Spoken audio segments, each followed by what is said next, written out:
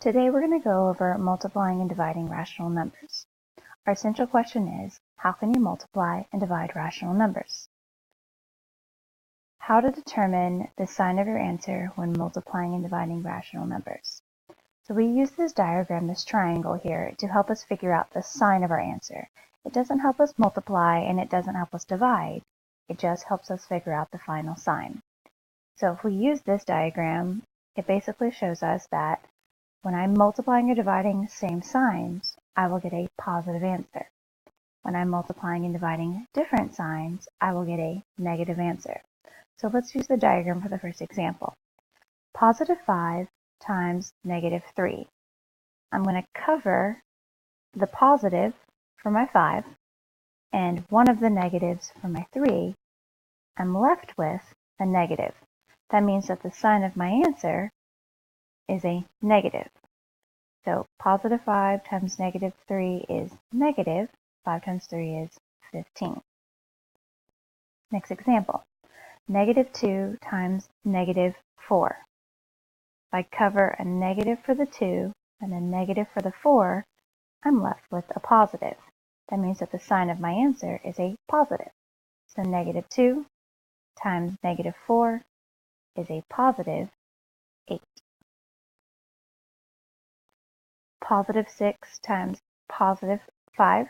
There aren't two positives on our diagram, but signs are the same. Answer is positive. 6 times 5 is 30. Fourth example, negative 7 times 2. If I cover a negative and I cover a positive, I'm left with a negative. That means that the sign of my answer is negative. 7 times 2, 14. The answer is negative 14. So again, it didn't help us do any multiplying, but it helped us figure out the sign of our answer. So how do you multiply and divide signed fractions and decimals? The same applies to fractions and decimals. However, when multiplying and dividing, there are additional steps with fractions and decimals. So our first example is multiplying decimals. So we have a couple steps to follow. When we're multiplying, we don't have to line up decimal points. We just line up our numbers. We multiply like normal, and then move our decimal point at the end. Don't forget your sign. So I have negative 2 5/10 times 75 hundredths. My signs are different. That means my answer's negative something. We're going to line up my numbers, 2 5/10, 75 hundredths, and we're going to multiply like normal. 5 times 5 is 25. 5 times 2 is 10. 10 plus 2 is 12. Placeholder. 5 times 7 is 35. 7 times 2 is 14. 15, 16, 17. Add your numbers, we get 5, 7, 8, 1. Now we have to figure out the sign of our answer. A big misconception is that we just drop the decimal point down. Well, that's kind of hard to do since we have two decimal places in two different locations.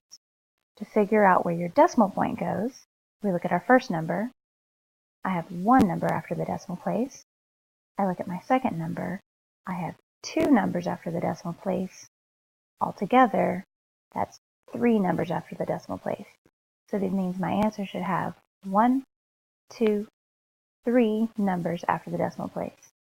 Final answer, negative 1 and 875 thousandths. Now let's look at fractions.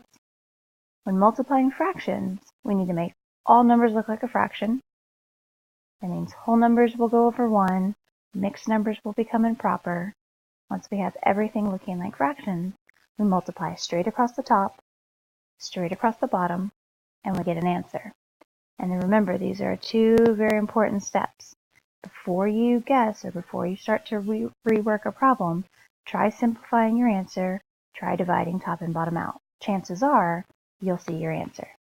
So I have negative 5 times negative 2 1/3. My signs are the same. That means my answer should be a positive something. So I have negative 5 over 1 times negative. We'll multiply. 3 times 2 is 6. 6 plus 1 is 7 over 3. Negative times a negative is positive. 5 times 7 is 35. 1 times 3 is 3. So I have an answer of 35 over 3. You're not going to see this as an answer choice. It's improper. We're going to have to top in, bottom out. 3 goes into 3 once, with nothing left over. Bring down your 5. 3 goes into 5 one time, with 2 left over. Final answer, 11 and 2/3. Let's do one more fraction example. 2/6, already in fraction form, times a negative 1 1/4. My signs are different. I know my answer should be a negative something. So 2/6 times a negative, 4 times 1 is 4, plus 1 is 5 over 4. Positive times a negative is negative. 2 times 5 is 10. 6 times 4 is 24. And again, you're probably not going to see this as an answer choice because this can be simplified. 10 and 24 are even and can both be divided by 2. This will give me a negative 5 over 12. This is what we would see as an answer choice, negative 5 over 12. Moving on to dividing, we have a few tips for dividing with decimals. So first you need to set it up in your division house. So we have our 3 hundredths on the outside and our negative 24 on the inside. We don't divide with decimals on the outside. Your first step is to turn that 0.03 into a whole number. In order to do that, we have to move the decimal place once, twice to the right. Whatever you do to one number, you have to do to the other. So 24 starts with a decimal point at the end, and we move it once, twice to the right. Fill in zeros. Now we have it all set up. We're going to divide like normal. A positive and a negative, we have different signs. The answer will be negative. 3 goes into 24 8 times with nothing left over. And then we still have these 2 zeros. Fill them in. The answer is negative 800. For our next example, set it up.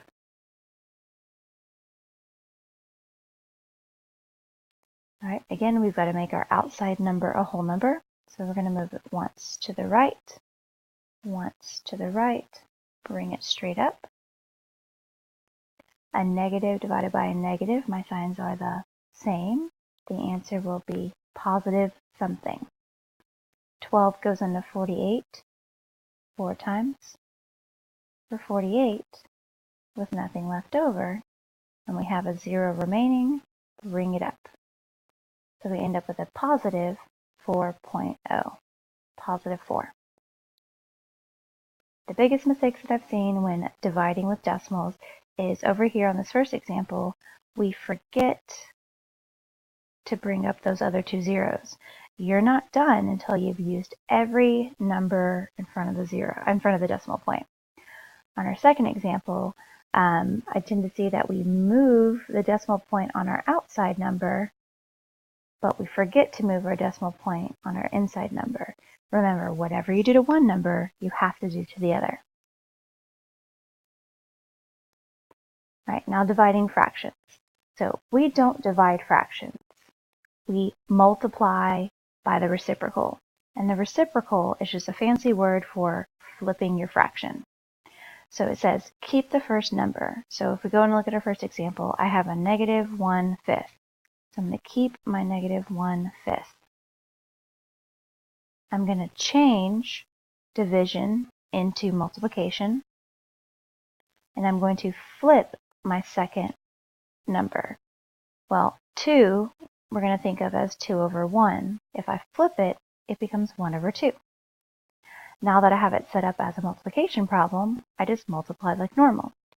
Negative times a positive is negative. 1 times 1 is 1. 5 times 2 is 10. The answer is negative 1/10. Next example, I've got to turn this mixed number into an improper by multiplying and adding. I get a negative, let's see, 12/13 over 4 divided by negative 3/5. Now that I have it rewritten, I can keep it, change it, flip it. Negative 13/4 times negative 5/3 equals, you take and multiply. Negative times a negative is positive. 13 times 5 is 65 over 4 times 3 is 12. And we're not going to see 65/12 as an answer choice. We're going to have to divide top and bottom out. So 65 divided by 12. Well, I know that 12 goes into 60 5 times. 5 left over. Your final answer is 5 and 5/12. That's what we would see as our answer choice. Alright, and our final step is to look at keywords for word problems. So it's great to know how to multiply, divide, add, and subtract, but it doesn't do us much good if we can't read a word problem and determine what it's asking us to do. So we have a few keywords to look for, and you'll fill these in as I go. I do apologize for the handwriting. My stylus is not super accurate. Our first one for add is sum, followed by increase. Next up is add or plus, followed by rise, meaning to go up. Deposit. This is a big one when we talk about money and accounting. Deposit means to put money into your account, so add. Ascend. Ascend means to go up. For example, you ascend the flight of stairs as you're going to the second floor. Altogether.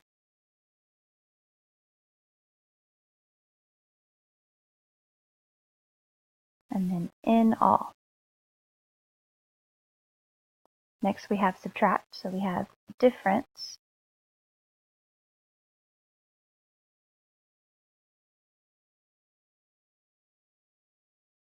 Followed by change. Anytime you want to find the change, you subtract. Whether that's the change in temperature or how much change you get back after purchasing something. Distance, same thing, the distance between 2 points, we subtract.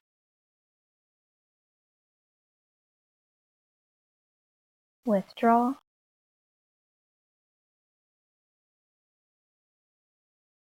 And withdraw means to take money out of your account. Descend, to go down. Minus. Take away.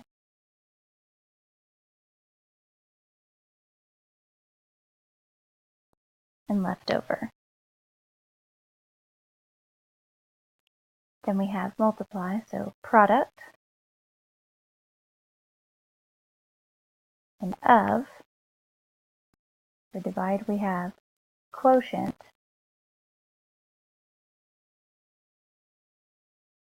Anything dealing with to split up or cut up or regroup.